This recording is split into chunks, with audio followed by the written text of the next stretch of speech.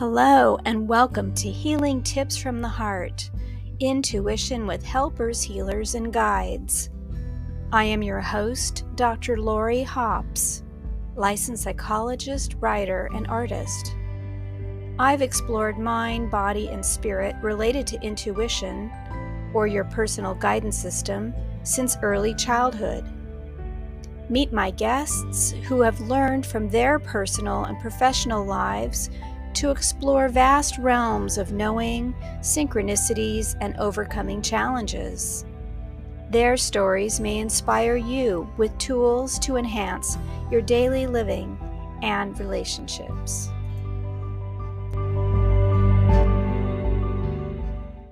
Hello, everyone, and welcome my special guest for today, Carol Look.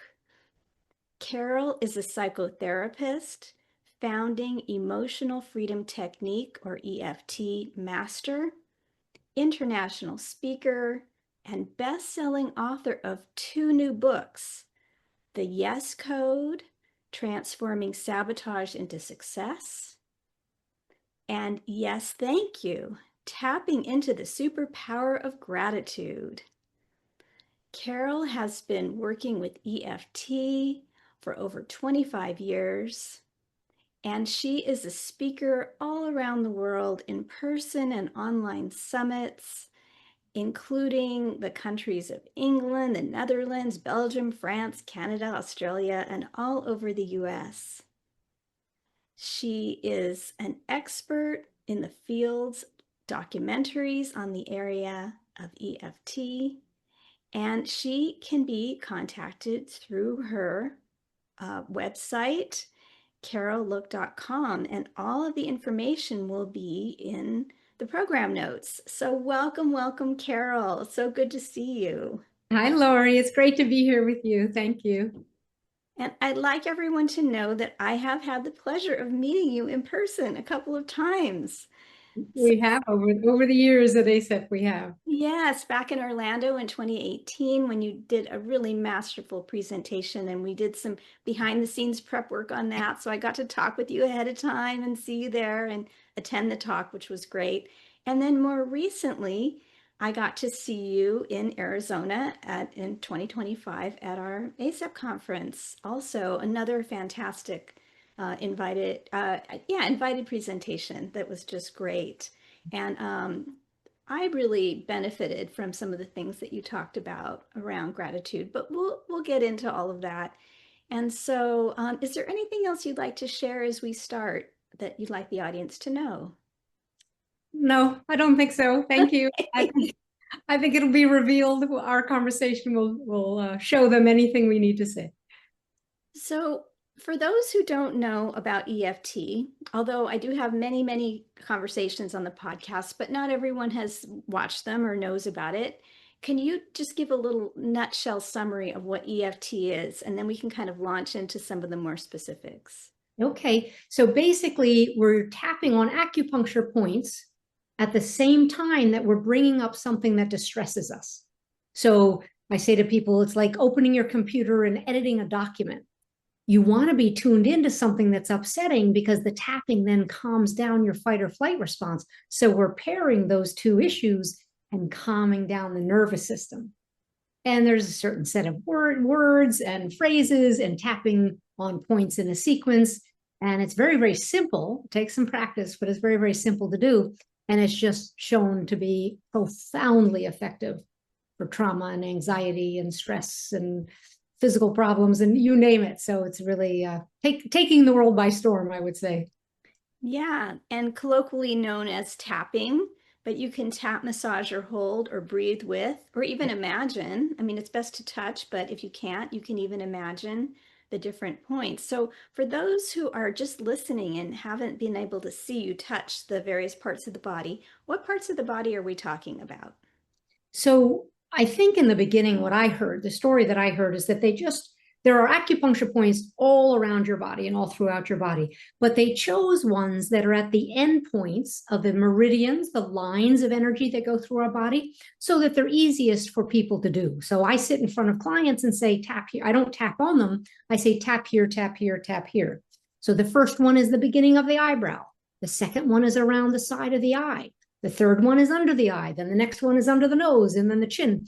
And then the collarbone. So we go around the body with these accessible points that anybody can reach. And then we end up on the top of the head. So they're all around, all up front that anyone can easily do. And as you say, we could imagine them. If it's difficult for us to tap on any of these points, we could imagine them as well.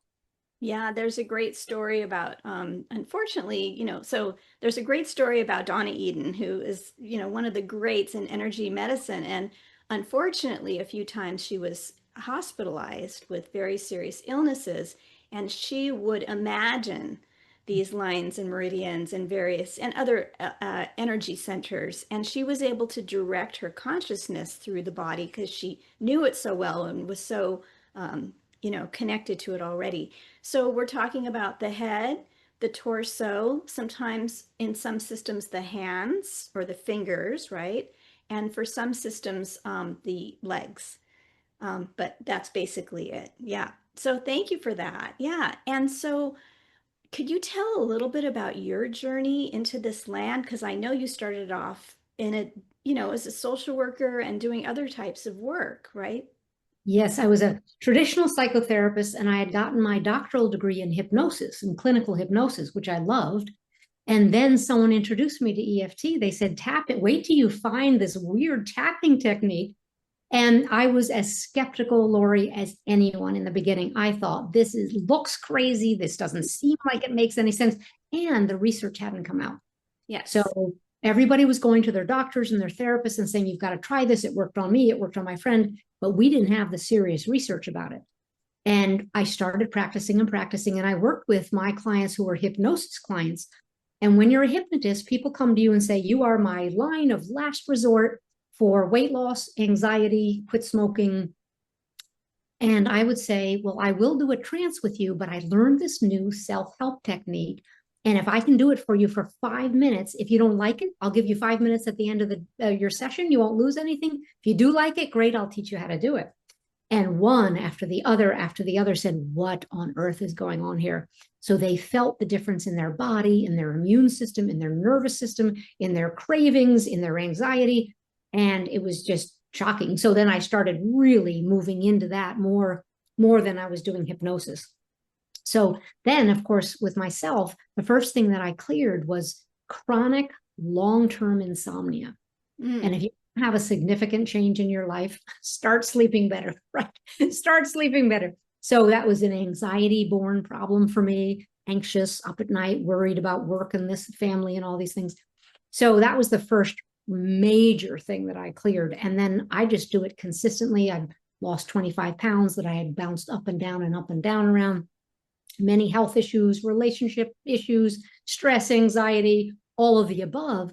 And I love teaching it around the world because we can have a workshop where there's a psychiatrist in one corner, a nurse in another corner, same as with ASAP, right? And then lay people someplace else, and they all are learning how to do it and applying it to themselves in a way that is so effective. So my role apparently in this lifetime is to just keep getting the word out there and keep teaching as many people, really helping people as much as possible relieve their agitation, their stress, their old traumas from childhood. And I'm just blessed to do this work, absolutely blessed to do this work. And we're blessed to have you do it, and you do it so well. And I love the thing that you gave your clients, which was 5 minutes for, or free, like an extra 5 minutes if you don't like this, like, because most people are like, okay, I have 5 minutes, like, sure, let me see. And because the effects are so immediate for most people, then they get really interested to want to learn more. And what I love about what you're doing is that you're not, as if it's not enough to have like pioneered in a whole new field and become this wonderful author and speaker. You aren't stopping there. You're pushing the envelope into more than just achieving neutrality and not having negative baggage from the past or from the current weigh you down, which we all need. But you are you're raising the vibrations even beyond that. So if you'd like to talk a little bit about what that yes is all about. Yeah. Thank you. I love that. And I love how you're putting it, not stopping at neutrality. So basic tapping gets people to reduce their stress from a 10 to a 0, their upset, their guilt, their resentment, whatever the issue is. And then along came a group of people, Lori, in the basically law of attraction field that started putting positive statements in instead of focusing on the issue you want to release. And they were scared of talking about the negative, meaning, what, don't say I'm stressed out. You shouldn't say that. You should only say positive things. Well, that's not how EFT works. And there's no place for the positive affirmations to land if you haven't reduced the stress and calmed down your nervous system to begin with. Mm-hmm. So people kind of missed the mark there and started, oh no, we can only talk positively. Anyway, what I do is now I do it with gratitude. So after you've done 1 or 2 rounds where you've reduced your stress, your fear, your discomfort, your anger at your boss, whatever it is, when that has been reduced enough, there's room for gratitude. So now I do the gratitude list, thank the universe, list your gratitude, thank you for sending me solutions while you're tapping. And I have found it has just expanded that feeling of gratitude and raising the vibration. But again, it's easier to do after you have focused and reduced any discomfort or emotional strain you've got going on. Yeah, the image that's coming to mind is a plate full of food you don't want to eat. But then there's some plate full of food waiting for you, and you have to clear what's in front of you before you can take in something new because you're already filled up or engaged with or whatever. Like your mind might say, yeah, I want that shiny thing. But if your body and your consciousness and your energy field are already saturated with heavier energy or negativity or whatever, then there's no room for it. What I found, it's a great point. What I found with myself and with clients is that people were doing their gratitude list in air quotes, right? And checking it off the list, not feeling anything, but, oh, well, I did my gratitude list today, and not feeling anything, but they were satisfied that they at least had done something positive that someone had told them to do, or they had read in a magazine or in a book. And I thought, that's not the point. That we're not supposed to just check things off the list. We're supposed to really expand our consciousness, our feeling good, our feeling happy in the world in spite of what's going on in the world, feeling okay with what's going on in our life. So I really wanted to make sure we could tap into, literally and figuratively, get into the state of gratitude. And I know for me, there are just a lot of times I don't feel grateful. So I skipped the list. That's what was happening. So then I started using the tapping with the gratitude in a way that I think allows people more room for error, more room to say, I don't feel over the moon, but I can still tap and say, I am grateful for this, because it's a thoughtful process. I think I found this gratitude listing for people was becoming really empty. So I wanted it to be more full and expanded and really worthwhile. So it's not just words on a page, but it becomes alive. Yes. Yes. Very good. Thank you for that. What I'm wondering is if you wouldn't mind sharing maybe a personal story about that transformation process for you, going from maybe the negative to the neutral to the more positive or hopeful or connected to your heart. Something about the gratitude that enlivens you to make it real for people. Well, I would say you use the word no room. I would say that's what happens when I am consumed with a negative feeling. There's no getting me off that track, right? You know that about human beings, and some of us are more intense about it than others. And I would just find myself transitioning. Oh, I'm irritated about this, or I'm stressed about this, or and then as you start to reduce that agitation in your nervous system, you start to have more resources. And I would notice, one, I'm not so upset. Two, I'm starting to have new thoughts. I'm starting to have new opportunities. And that's what I love working with people, is what else could come in when there's room, because you're no longer hyper-focused on your spouse, boss, adolescent, the dog, whatever you're upset about. What else is there room for? So I've just done it for so long now. I love it. I love ending my tapping sequences with that because, if there were years there where I was doing my tapping when I needed to, but I was asking my clients to do it every day. And I made a decision, I don't know if it was 15 years ago or how long, where I do my tapping rain or shine. And people say, oh, but you've tapped for so long. How do you still have things? Because I live in this world. That's how I still have things. Things still annoy me. And it's the consistency that I feel has really changed my life. That not just 1 minute wonder, oh my gosh, we worked on a trauma. Isn't that great that it's gone? It's like, no, I do my tapping every single day, no matter what. I have my little Casio watch means I haven't done it yet. If it's still on my wrist, I haven't finished my 15 minutes of tapping. So I'm not really answering the question. The transition is what I notice every single time. I start with what's irritating me, what's annoying me, what's gotten me just sort of upset. And then I move to, but I am grateful. I am grateful for this. I'm grateful for the solution, but I'm grateful for what's going on in my life. I have lots of, the momentum starts, and I love that. So I've done it with health. I've done it with grief. I've done it with relationships. I've done it with just basic frustration with work, the world, the internet, whatever gets in your way. Yeah, or physical illnesses. I found that a lot of people start with the kind of more 3D aspect of the body and the mind, in terms of clearing and seeing the kind of possibilities that are out there, which is really mind-boggling because oftentimes we feel like we're somewhat victimized by our circumstances. So there's a real freedom of spirit that comes in when you realize that you can shift maybe not the material facts of your life, but your reactions and perceptions and the choices that you can make and what you think of as opportunity in your life. But then for some people, they take another step, or another step starts to filter in what I would call the spiritual realm, whether that is increased intuition or having a deeper connection to spiritual life or religious life, or becoming more aware of transpersonal communication.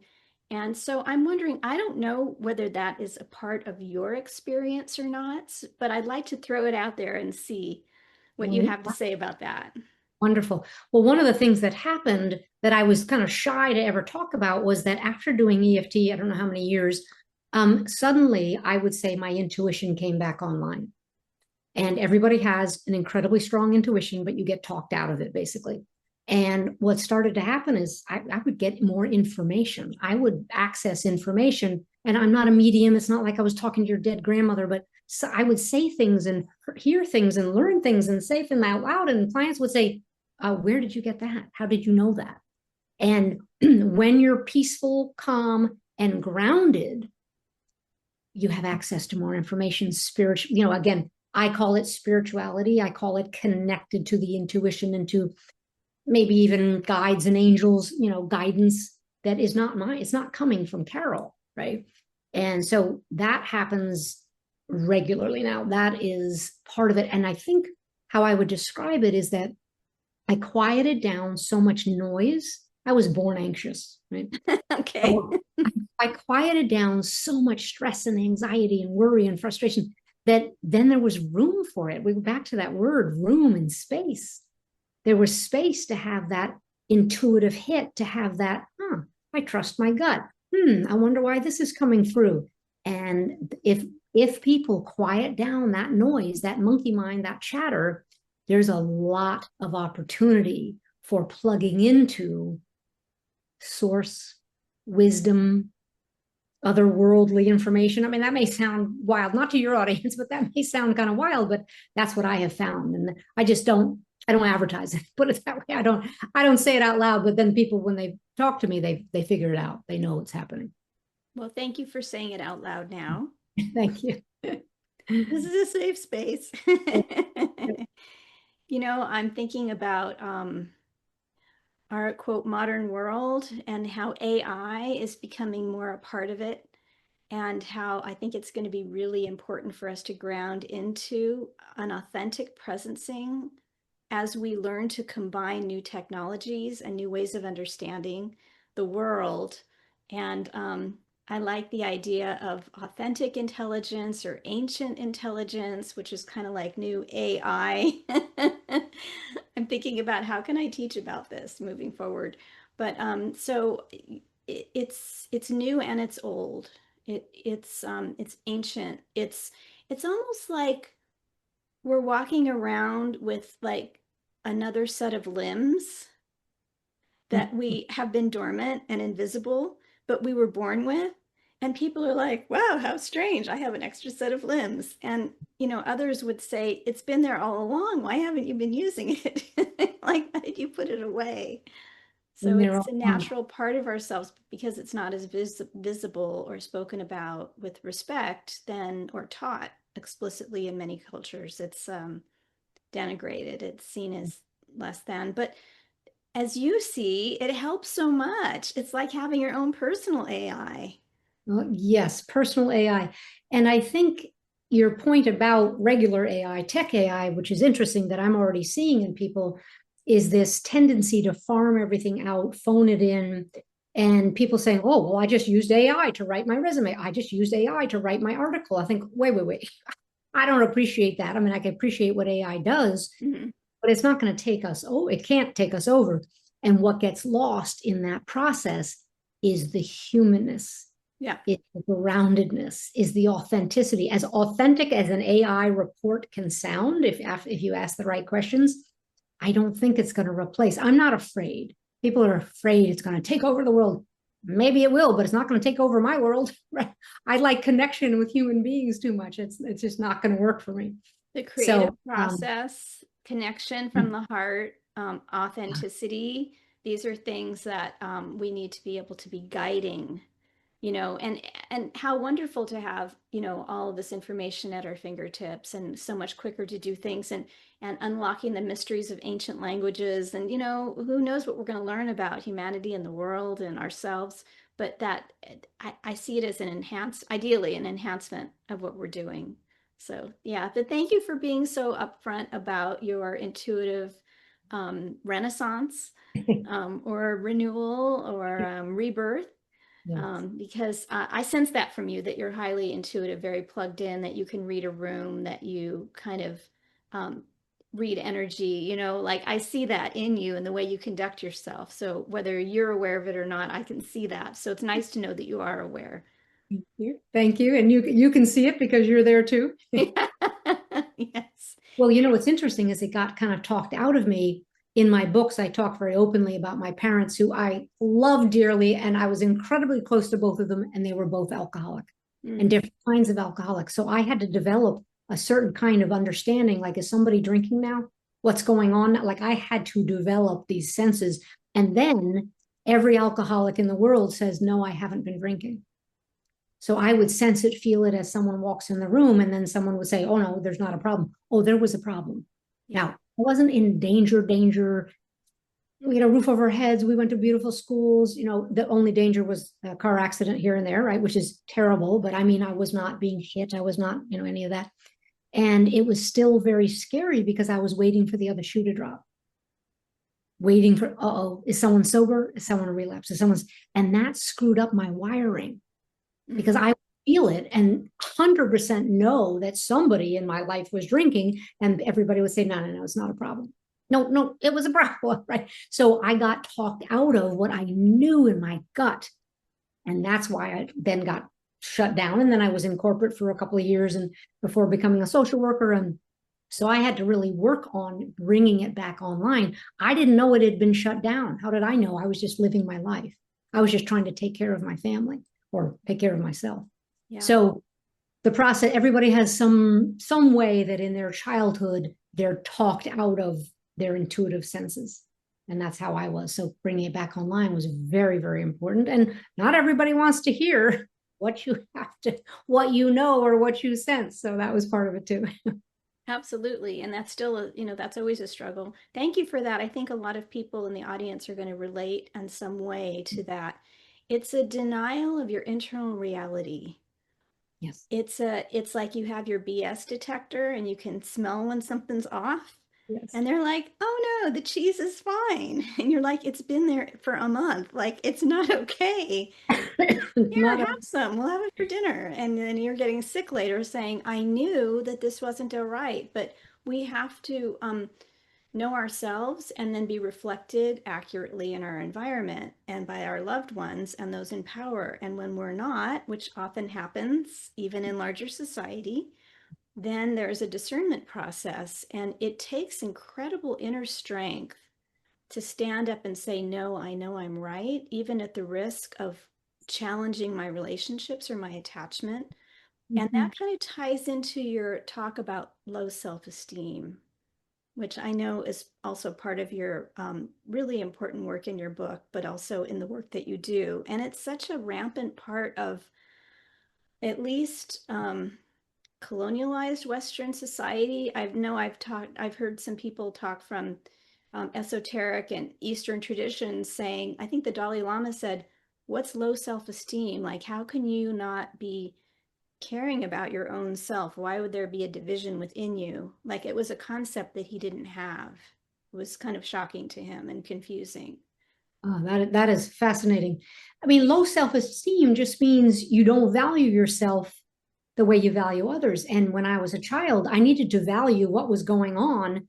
Of course I took a back seat. My sisters and I took a back seat because we that if someone was drinking, that was front and center, right? Then you grow up with habits of checking on other people. Are you okay? Are you okay? Are you okay? Instead of saying, wait a minute, that's a no for me. I'm not going to say yes to the boss about this. I'm not going to say yes to the boyfriend about this. I don't want to do this, or it's not good for me. And you start to develop habits of not valuing your own input, your own thoughtfulness, your own sense of, is this good or not for me? And then it just snowballs. So, I have clients who come to me and say that, what, frankly, with my first, relationship in college, I did the same thing that I'm doing in my second marriage. It builds on itself until you put the brakes on, but you have to be told that you need to put the brakes on. Something has to happen. You have to hit a point where you go, I am not doing that anymore, or be treated poorly by a boss or a colleague or a spouse or something. You have to really get it. You have to be hit in the head and go, I see what I'm doing. I see the part I'm playing. I see what I'm doing to cater to others, to people please so they don't leave me. Mm-hmm. Right? Whatever behaviors we're doing, if you don't value yourself, you're in danger of dismissing your thoughts, your feelings, your behaviors, everything, and putting someone else first in an effort to take care of yourself. So it was valid when I was a child, but growing up, it was outdated, but my behaviors weren't outdated. Mm-hmm. My need for the validation wasn't outdated because I never got revalidated. So people grow up and you'd think they'd grow out of that, but they don't. And how do you know? You look at their behavior. In my case, look at my behavior. What was I doing? I was always overworking, doing too much for the boss and the agencies I worked in as a social worker, burning myself out. So it came out for me in a lot of burnout. Mm-hmm. Valuing myself enough to say, oh, I've worked enough today. I'm not doing any more. Yeah, and it's hard. Thank you for that. It's hard. Sometimes people know that what they're doing isn't working, but they don't have a fresh model or a role model or a way of even bridge. Like they may not have a model of what to do next or instead, so they feel stuck because they keep attracting the same patterns. Or they might like, oh, Susie's like got seems to have her act together and people treat her with respect and she has healthy boundaries, but how in the world can I bridge to where she is? So sometimes it's a lack of awareness, sometimes it's a lack of skill or techniques of knowing like, well, how do I do this if I'm feeling stuck? It's not enough to just put it on my gratitude list and tap about it. Right. The habits it's so important to see habitually what we do repeatedly we can't see, right? Because it's sort of unconscious. Then someone points it out and it's very painful. And as you say, but what do I do instead? Yeah. I've always been the one to raise my hand with the boss. I've always been the one to say, oh no, I'll do it. I'll take care of it. How do you then transfer that and change that, transform how you're behaving without rocking the boat. And that's what we do. That's what we have to not be afraid of, is rocking the boat. Yeah. And Because you when may you lose start some saying no, relationships, and yeah, you may lose a part of yourself and be criticized and held down. The people around you are invested in your overfunctioning, or you're giving away of some of because if you start to push towards what you really want or need, and really demand it in a, not demand like in an angry way, but let's say have a very grounded, clear goal of intention of, this is my reality now. People around you, they're not, they didn't suddenly get that same dream for you. They didn't show up Monday morning going, I'm going to accommodate to your new view of yourself. So they're going to push invest, back. invested is the right word. I remember I'm reliving a few times of that at work situations where, it just wasn't right for me, and it was time for me to move on, or time for me to go from 5 days to part-time, and bosses having quite interesting reactions that now I can look back and say it's interesting. Back then it was shocking. I think I froze, what? Yeah. What do you mean? So as you say, people aren't invested in your new sense of yourself and your new sense of taking care of yourself and wanting to support yourself. So it is a process. It's never an overnight quick transformation. However, the awareness must come first. Like, I don't like what's happening. I don't know I don't like who I am in this relationship, friend, colleague, romance, whatever, siblings, whatever. And I'd like to make a change. That is the absolute first step. Then the work comes, then the hard work comes. Yeah, connecting to that new reality. I like saying something like with ease and grace, or this or something better, or optimal process and outcome. There's a lot of like languaging that we can offer, because it doesn't need to necessarily be a big blow up, effortful, that everybody else has to suffer at my expense. Like, we have a lot of beliefs about what change means, and sometimes it's like, surprise me with something delightful that meets everyone's needs in the easiest and most loving way possible. And then that's when miracles show up, and you're like, I couldn't have written this. Like, I didn't know it was possible. So beautiful, because we all fight change. I mean, people are afraid of change because change means something different to all of us. But not, I don't know a lot of people who are like, oh, goody, I'm going to change and my relationships are going to change. So if we're open to that possibility, which you can do with the gratitude tapping, Mm-hmm. I'm grateful for the opportunities that have been shown to me. I didn't even see this coming. That's a great way to incorporate it and say, I'm willing to be open. I'm willing to stay open. I have a fixed view of what might happen that's negative. You know what? I'm going to put that on the back burner. What if I could be open for a few minutes a day? That changes the energy, the vibration, and usually changes the outcome. Yep. Yeah. I heard a discussion about the difference between manifesting and connecting. And for some people, they say, well, you manifest means that you kind of, it's like an internal locus of control, where you're saying, my ego, my desire is putting out into my future the thing that I want. And then I created it when it arrives. And other people say, no, more it's like, I'm going to hook my intention into the future that I perceive from the sea of possibilities. And then I'm simply going to match my frequency to that and arrive at it. So you're not like creating it. It's like it already exists, but it's like you're putting out an address, like a postal address. And then you're like allowing that delivery to take place. And then you arrive in that moment. So they're similar, but there's a subtle difference between them. Yes. And I call it emotional abundance. Tuning into emotional abundance means you tune into that vibration that is emotional. Forget the thing you want. Forget what you're trying to create. How would you like to feel when you get there? Oh, I'd like to feel abundant and easy and graceful and fun. And okay, focus there now. And where else could you get that? Because people are all focused on the money, or when they're paying the bills. I understand that. Well, what could you focus on now that would make you feel freedom and ease that you think you want over there when you get the success and abundance? And people are like, well, I don't get it, but I don't have it yet. I know you don't. So try it. Try feeling how you would feel now. And that's what you're saying. I think the second one, Yeah. with intention, try feeling it now. And people are afraid to get their hopes up. And I was too. I understand that. Yeah, but it's not here yet. So I don't want to pretend. You can use the laws of energetic attraction or not. They're happening all over us, and you can use them or not. I would say play with them.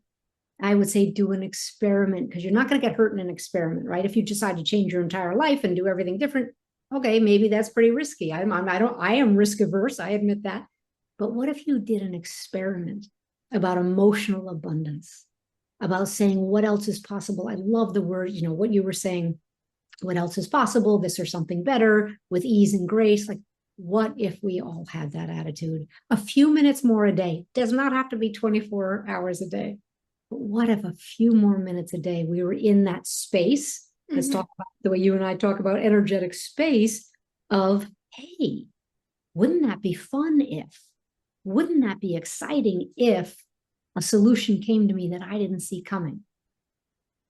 I love it. And you can even, if you're ready, you can even supercharge it more and act as if it's already here, and then say thank you for delivering that. That's what I love. Because there is no difference between now and now and now and now. Like it's all now. And so bringing that in and saying that you're ready. I'm ready to live in this way. Yeah. So these are great gems. I love where our conversation's going. It's fun. We ought to one day we'll have a conversation, maybe at the next conference, about time and that now, and alternate realities, and how do you step into one? That's another field that has been absolutely exploding in the last decade, but that is pretty cool too. Well, it's already happening. Yes, thank you. Exactly. We're already enjoying that conversation. And saying, remember when we talked about that on the podcast? And here we are. Perfect. Yeah. Lovely. Well, we're coming to the end of our time, and I'm wondering, is there anything else you'd like to share before we say goodbye for today? If people don't know about tapping, I would say it's simple, it's easy. Go ahead and try it. You can't do it wrong. You can do it maybe not so powerfully or a little bit ineffectively, but you're not going to do it wrong if you follow the basic directions. But tune into your body and notice how you feel. Do you feel something different? Do you calm yourself down? Because my interpretation is the problem with the world is we're so ratcheted up on anxiety and stress that then we're overreacting with each other. We're pouncing. We're doing ping pong back and forth in an argument before being thoughtful and listening to ourselves and listening to other people. And if everybody did 5 minutes of tapping a day just to calm down the heat that's going on, we would have a different world. Everybody would be in a different family. I know my family would be different even now, right? If we were all calmer instead of this blowback, this reactivity. So they give it a try. Do the gratitude tapping. You can go get a free version of the gratitude tapping from my website and see if you can tune into that and what you notice changing in your life. Thank you. I'm with you in that elevated reality. And recognizing also that we have work to do for clearing, that it's not just wishful thinking, that when we dive deeper into the shadow aspect, that's where the pearls are hidden. And it takes courage, but we're not doing it alone. Yes. There's a deeper and broader field of people who are venturing into this aspect of reality. And it's a pleasure to count you as one of those people in my life. So thank you so much. Thank you, Lori. What a pleasure. What a great conversation. Thank you. So I know, Carol, you have a generous offer that you'd like the audience to know about. And if you could share what that is, that'd be great. So I have a bunch of free videos and the gratitude challenge available on a portal as part of the book, but you don't have to go buy the book to do it. I'm going to give you the link. So they could go to www.theyescode.com/thank you. And that's part of the new book portal. And they put their name and email address in there and they get all the videos. I have maybe 7 or 9 tapping videos about what gets in your way of doing gratitude, of feeling grateful, what's in your way. And then I have a 30-day gratitude challenge all written out for you. So that's a nice freebie for people, nice gift for people. I love it. Thank you. And that all that information is in the program notes. So just scroll below the video and we have Carol's bio and her website and links to the books and of course this very generous portal that you've created. Thank you so much for helping take care of the world in your own way while you are also taking care of yourself. Thank you, Lori. To you too. Okay, take care. Bye-bye, everyone.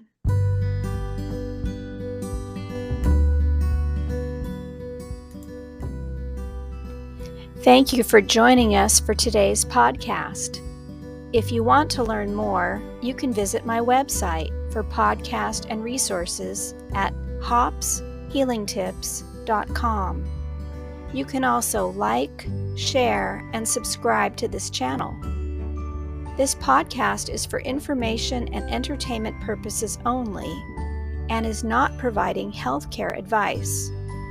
Please seek guidance from your professional healthcare team should you need assistance.